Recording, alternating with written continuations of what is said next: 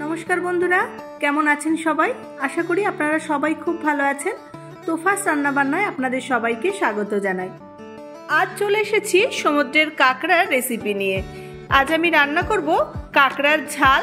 এই কাঁকড়াগুলো কিভাবে বেছে নিতে হয় সেটা আপনাদের সঙ্গে শেয়ার করব, আর কাঁকড়ার ঝাল কিভাবে রান্না করতে হয় সেটাও খুব সহজভাবে আপনাদের সাথে শেয়ার করে নেব। আর যদি রেসিপিটা আমার ভালো লেগে থাকে তাহলে একটা লাইক করে দেবেন, বন্ধু বান্ধবদের সাথে শেয়ার করবেন, আর আপনাদের মূল্যবান মতামত অবশ্যই আমাকে কমেন্টের মাধ্যমে জানাবেন। চলুন তাহলে প্রথমেই এই কাঁকড়াগুলোকে বেছে নিই। এই কাঁকড়াগুলোর বড় দাঁড়াগুলো দড়ি দিয়ে খুব ভালো করে বাঁধা থাকে, তাই ধরতে কোনো অসুবিধা হয় না। আমি প্রথমেই এই কাঁকড়ার বড় দাঁড়া দুটোকে হাত দিয়ে মুচড়ে ভেঙে নিলাম। এরপর যে সরু দাঁড়াগুলো আছে সেগুলোকেও আমি মুচড়ে ভেঙে নেব।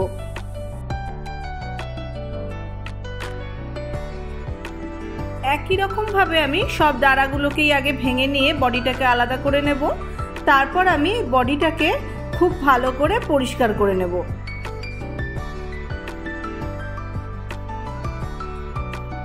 সব কাঁকড়াগুলো দাঁড়াগুলো ভেঙে নিয়েছি আর বডিগুলো আলাদা করে নিয়েছি। এবার আমি একটা ব্রাশ দিয়ে খুব ভালো করে ঘষে ঘষে কাঁকড়াগুলোকে পরিষ্কার করে নেব, কারণ এর মধ্যে অনেক শ্যাওলা কাদামাটি লেগে থাকে।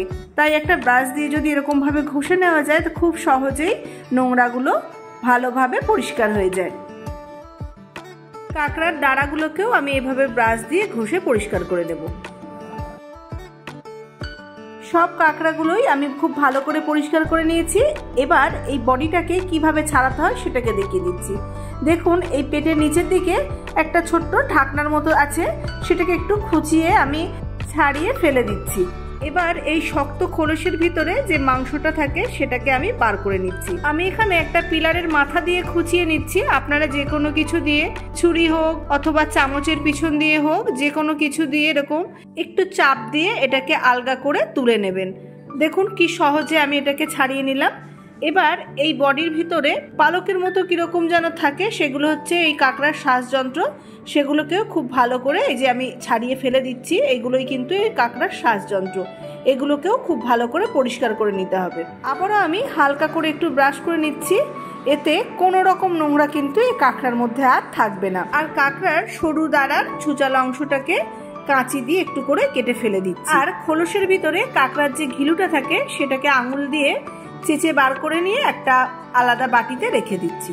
পরিষ্কার করে আবার একবার কাঁকড়াটাকে ধুয়ে নেওয়ার পর মোটা দাঁড়াগুলোকে হালকা করে একটু ফাটিয়ে নিলাম। এতে রান্নার পর তেল মশলা ভালো করে ভেতরে ঢুকবে আর খেতেও ভালো লাগবে। এবার এই বেছে রাখা কাঁকড়াগুলোর মধ্যে আমি নুন আর হলুদ দিয়ে খুব ভালো করে মাখিয়ে নিচ্ছি।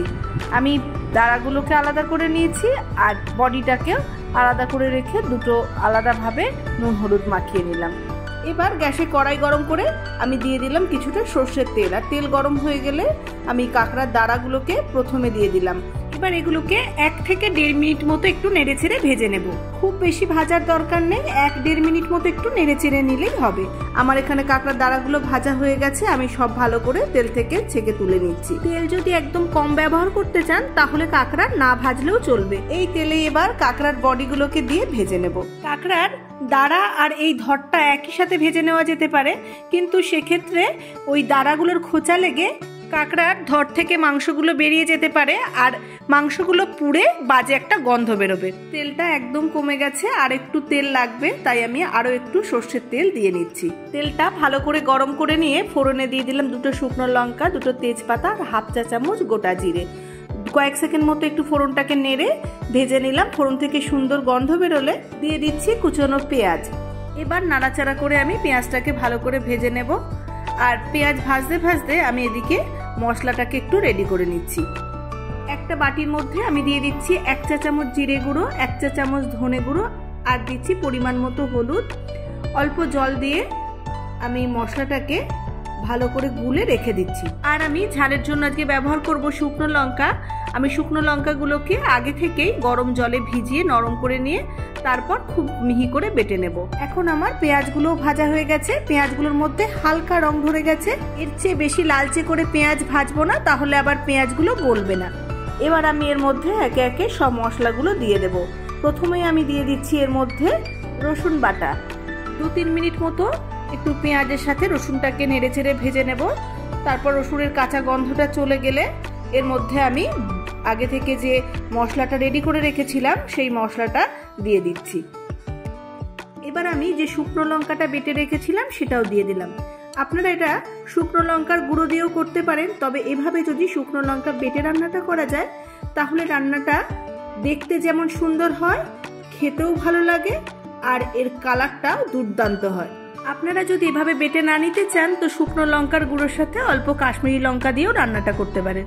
বেশ কিছুক্ষণ সময় ধরে আমি নাড়াচাড়া করে মশলাটাকে বেশ ভালো করে কষিয়ে নিয়েছি, আর গ্যাসের ফ্লেমটাকে আমি মিডিয়ামে রেখে মশলাটা কষিয়ে নিচ্ছি যাতে তলায় মশলাটা লেগে পুড়ে না যায়।